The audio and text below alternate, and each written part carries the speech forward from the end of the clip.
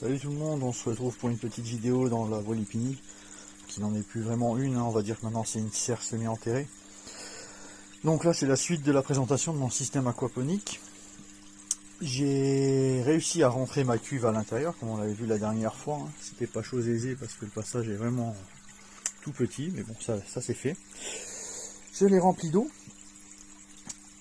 Et donc j'ai installé la filtration qui tourne depuis quelques semaines maintenant, hein. Alors la filtration, comment que ça fonctionne? Ici, tout au fond de l'eau, hop, il y a beaucoup de soleil, on peut voir un tuyau avec un T. Ce tuyau va être percé pour récupérer les déjections des poissons.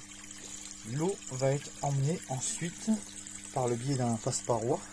Ici, c'est du Unicil diamètre 40, c'est pas du placement de produit, mais c'est des trucs qui vont pas mal.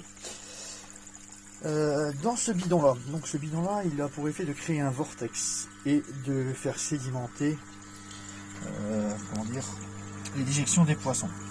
Donc dans le fond on voit, c'est toujours pareil avec les reflets c'est compliqué, voilà vous voyez dans le fond là, un petit coude à 45 degrés qui fait tourner l'eau. Donc ça se voit bien sur la surface de l'eau, on voit les petits déchets là qui flottent et qui tournent.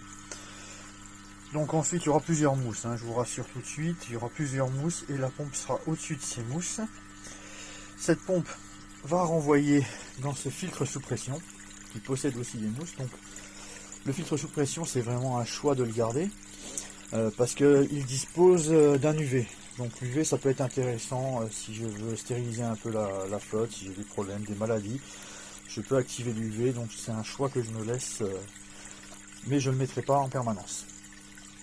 Et de ce filtre sous pression, deuxième avantage, c'est que j'ai une sortie ici et une autre sortie là. Et j'ai fait l'essai tout à l'heure, quand je tourne le sélecteur sur la position milieu, je peux envoyer mon eau à deux endroits différents. Donc branché dessus deux systèmes aquaponiques. Enfin que dire, ici il y a un petit dispositif anti-siphonnage, si jamais il y a un problème, une fuite ou quelque chose, pour pas que toute l'eau du bassin soit siphonnée si jamais il y a une fuite ou une perte. Donc voilà pour mon avancement. J'ai fait une vidéo un petit peu plus longue qu'avant parce qu'il y avait pas mal de petites choses techniques à expliquer sur ce que j'avais fait. Et je vous dis à la prochaine, une fois que j'aurai mis peut-être les billes d'argile, le système qui va tourner sur vraiment le système aquaponique. A plus.